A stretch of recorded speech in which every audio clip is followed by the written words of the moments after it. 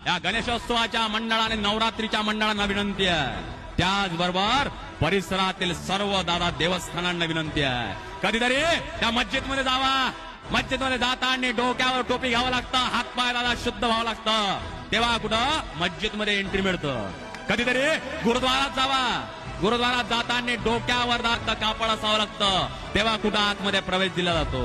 आणि आमच्या हिंदूच्या मंदिरामध्ये, गणपती देवस्थानामध्ये नवरात्रीच्या गरब्यामध्ये पाठ उघड्या ठेवू ठेवू आम्ही जातो. अरे जर त्यांना त्यांचा धर्म जपता येतो, धर्म का नाही आम्ही जपावा? आपला धर्म आपण जपला पाहिजे. या वर्षीपासून सर्व देवस्थानांना, त्या गणपती मंडळांना, त्या नवरात्रीच्या मंडळांना माझी विनंती आहे, या वर्षीपासून प्रत्येक मंदिराच्या बाहेर, पंडालच्या बाहेर एक आचारसंहितेचा बोर्ड असलं पाहिजे, जोपर्यंत भारतीय